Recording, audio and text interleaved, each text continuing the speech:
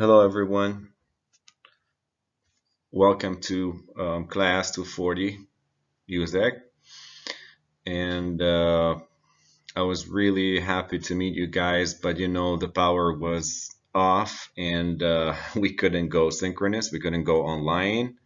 Therefore, I'm uploading this for you in the afternoon today, Monday, and I hope you understand the lesson. Now, today's meeting was about 2 points. The first point was supposed to be the syllabus. I explain the syllabus, I explain attendance, and I explain where you can find the material and the division of the marks. Anyway, I have uploaded the syllabus for you on Moodle.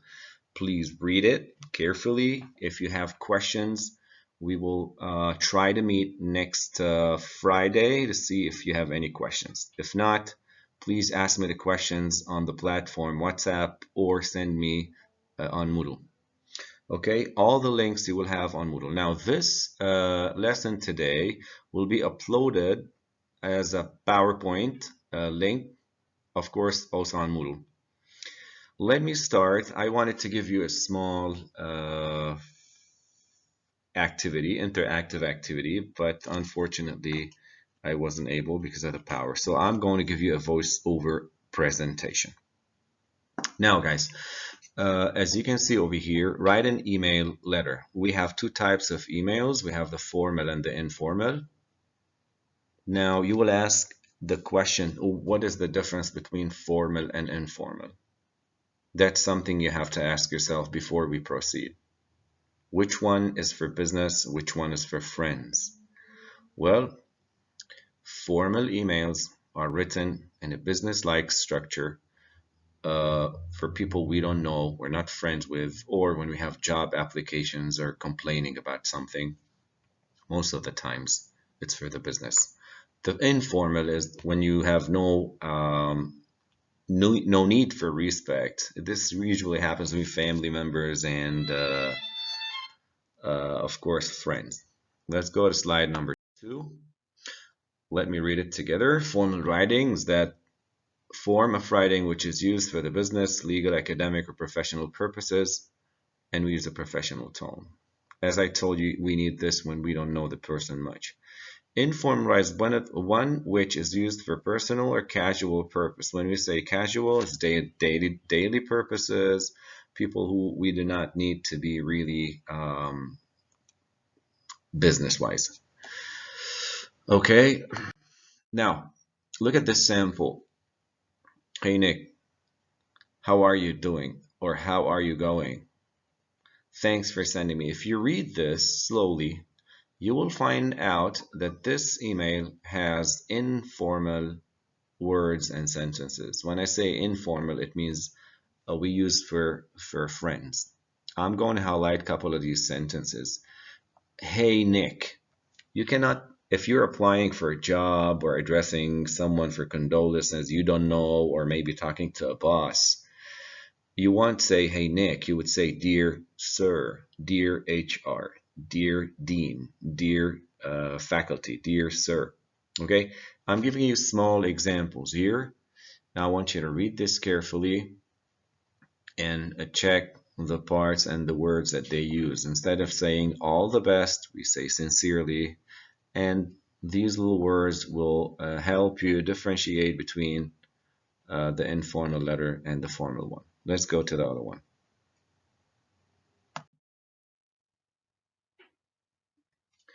Since the informal emails, letters are casual, do not follow strict rules or format, our main focus is formal emails. Now, why am I going to focus on the formal emails? Because writing to a friend could be easily done, could be done in any way. However, if you want to write for a boss or a company or an institution, you have to respect the rules. Otherwise, you might not have a reply to your email. So check the following. This is informal letter of complaint. I don't think so. This is formal letter of complaint. Please, I made a mistake here. Correct it. This is a formal letter of complaint. Complaint, it means when there's something you don't like. Look how I started my email. Dear Mr. X, or Dear Sir, or Dear Madam. I started with the first part. I'm writing today to complain. Okay. Number two, I explained the complaint, what the problem was.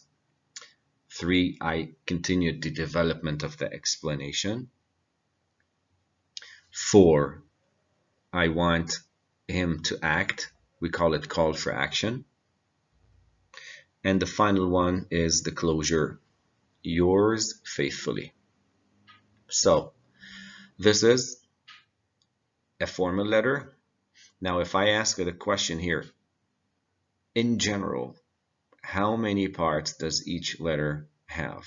In general, how many parts does each letter have? Of course, you're going to tell me, sir, it depends on the letter. If it's a letter of complaint, if it's a letter of condolences or sympathy, if it's a letter of congratulations, maybe it's a job letter. You need to apply for a job. We call it a job application letter.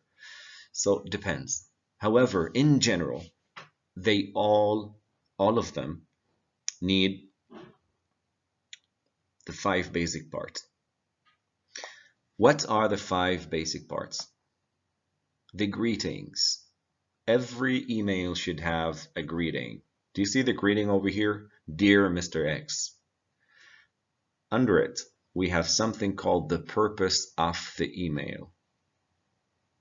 I am sorry for your friend's loss. I am applying for a job. Okay, I'm writing today to complete. I am writing today to request. We can write a letter of request, requesting something from a person you know or you don't know.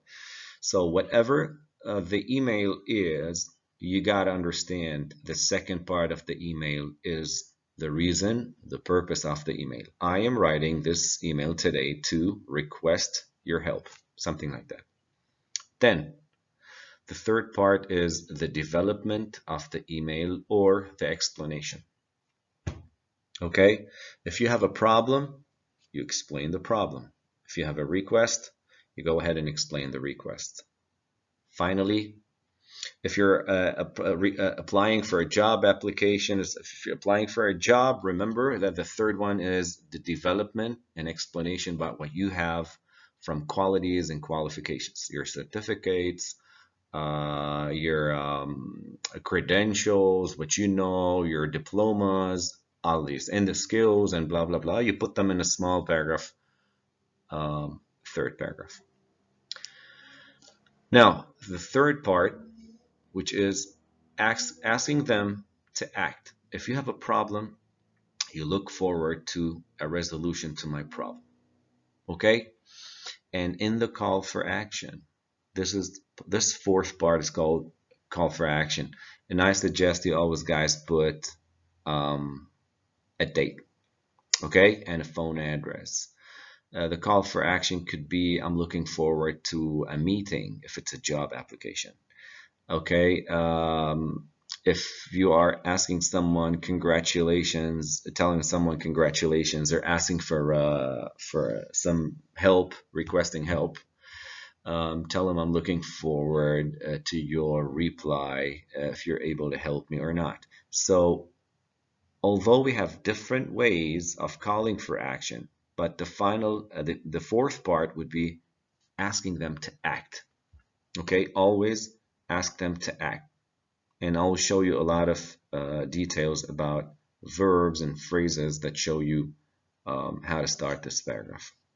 The final part of every single email is the following: the closure, yours faithfully, and then you put your name. We call this closure or signature.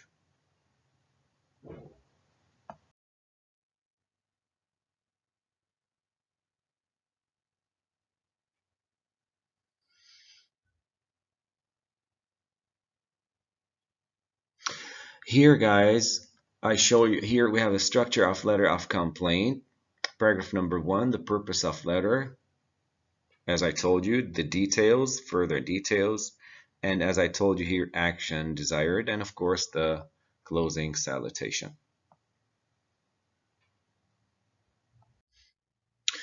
In this one, I gave you a sample letter of job application when you're applying for a job. As you can see, it should have all the parts. I want you to read it carefully and highlight the 5 parts I told you about. All right, again, here's the structure of the job application. I gave you all the examples. All right, here in this slide, I want you to read carefully. Useful phrases for formal letters and emails. All right, if you check these, you will find out that I'm writing this letter. This is for the purpose. Okay, so the reason for the writing, which is the purpose. On the second slide, as you can see over here, I wrote you some phrases for call for action. The closing remarks, thank you for your consideration, and then you write your name. Call for action, you can use this, you can use this. Okay, now in some of your emails where you are writing, for example, you need documentation like your CV or your cover letter, or maybe you want to upload your certificate. Okay, we call it enclosing documents, and they go inside the body of the email. Here, you can use any of these 3. All right, now here comes the time of the assignment. Now, you have 2 small assignments. One assignment I will put as a link for you on Moodle. It's answering 5 small questions. The second assignment is this. Okay, I don't want you to do it for this for this Friday, because for this Friday I want to see your interactive questions, and we will communicate through WhatsApp. If there's no way we can communicate, for at least we will set the time to see when do we have power, electricity. Guys, we can meet and we can talk about this. Okay. But as I told you, once we know the time of the power cut, we can at least arrange something together. So, do we have this assignment for this week? No. This assignment is for next Monday. Focus. This writing an email, this email is for next Monday. I want you to have the 5 parts of the email written and uploaded on your Moodle for next Monday. Now, what do we have for this Friday? For this Friday, we have 5 simple questions, okay, that I will upload for you. They're interactive questions. Once you finish them, you can interact on the group with your friends, and then on Friday, you and I will sit together for 10-15 minutes before the power is cut, and we can discuss them together. And that's all for today. Okay, I'm ready for all the questions. Type them on the group and I'll be ready to answer them. Check Moodle and see you on Friday.